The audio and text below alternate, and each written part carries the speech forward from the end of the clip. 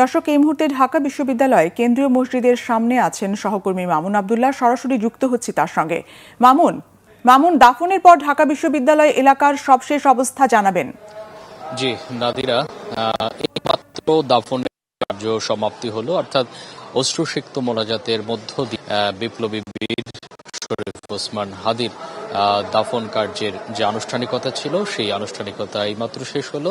এবং আপনাকে যদি আমার পেছনে একটু দেখেন, তার দাফনের যে খুবই নিরাপত্তার সাথে খুবই সুশৃঙ্খলভাবে তার যে দাফনের কার্য সেই কার্যটি কিন্তু সম্পন্ন করা হয়েছে। আপনি জানেন যে বিদ্রোহী কবির পাশেই চিরনিদ্রায় শায়িত হয়েছেন বিপ্লবী বীর শরীফ ওসমান হাদি, অর্থাৎ বিদ্রোহী কবি কাজী নজরুল ইসলামের ঠিক দক্ষিণ পাশে ঢাকা বিশ্ববিদ্যালয়ের কেন্দ্রীয় জামে মসজিদের একদম লাগোয়া, একদম ঘেঁষে তার যে কবর, সেই কবরটি দেওয়া হয়েছে এবং তিনি সেখানে কিছুক্ষণ আগেই শায়িত। আমরা কথা বলেছি, তারা বলছেন যে এখানে আসলে খুবই শান্তিতে চিরনিদ্রায় মসজিদের কাছে বিপ্লবী বীর ওসমান হাদি ঘুমিয়ে থাকলেও তার যে বিপ্লবের মশাল তিনি কিন্তু সেটি জ্বালিয়ে রেখেছেন এবং তিনি ইনসাফ এবং মুক্তির কথা বলেছেন।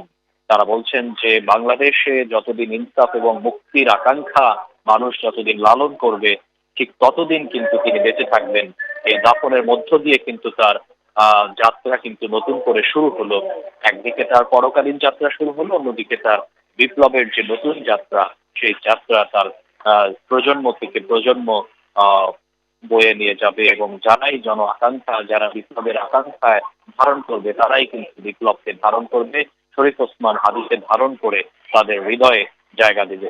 ইতিমধ্যে আপনি দেখেছেন যে তার জানাজায় লক্ষাধিক মানুষের উপস্থিতিতে মানিক মেহফিনুতে তার জানাজা সম্পন্ন হয়েছে। সেখানে প্রধান উপদেষ্টা সহ সব অনেক উপদেষ্টা সেখানে উপস্থিত ছিলেন। সব শ্রেণী পেশার মানুষ, বিভিন্ন রাজনৈতিক দলের সর্বোচ্চ নেতারা সেখানে উপস্থিত ছিলেন। তারা বারবারই যেটা বলার চেষ্টা করেছিলেন যে শরীফ ওসমান হাদি যে পথ দেখিয়ে দিয়েছেন ঐক্যের, যে সাম্যের এবং বৈষম্যের রুখতে, বৈষম্য ভাঙতে যে ঐক্য, সে পথ কিন্তু শরীফ ওসমান হাদি দেখিয়ে দিয়েছেন।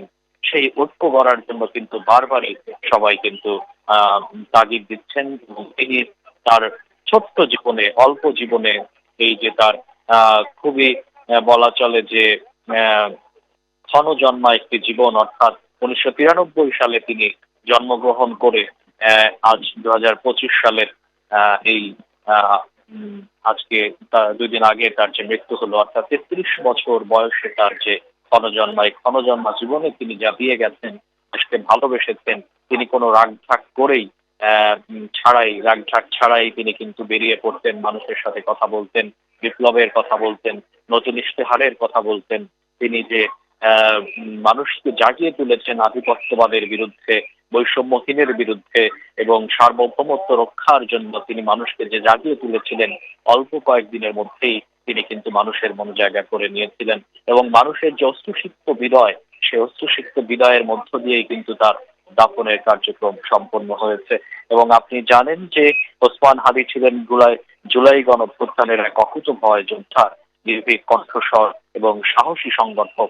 তিনি কিন্তু সংগঠন তৈরি করেছিলেন এবং তিনি কিন্তু সন্ত্রাসীদের মোকাবেলায়, তিনি যে সাংস্কৃতিক আগ্রাসন মোকাবেলায়, তিনি যে অপসংস্কৃতির মোকাবেলায়, তিনি যে সুস্থ ধারার সংস্কৃতি তৈরি করার জন্য তিনি ইনকিলাব মঞ্চ নামে একটি তার সংগঠন তৈরি করেছিলেন এবং সেখান থেকে তিনি মানুষকে কিন্তু শোনাতেন মুক্তির গান এবং পরাধীনতার দাসত্বের জিঞ্জির ভেঙে, আধিপত্যের জিঞ্জির ভেঙে মানুষকে যে মুক্তির গান শোনাতেন, সেই শরীফ ওসমান হাদি তার কিছুক্ষণ আগেই দাফন সম্পন্ন হয়েছে বিদ্রোহী কবি কাজী নজরুল ইসলামের পাশেই। দেখতে পাচ্ছেন যে এনসিপির নেতারা এই মুহূর্তে বেরিয়ে আসছেন।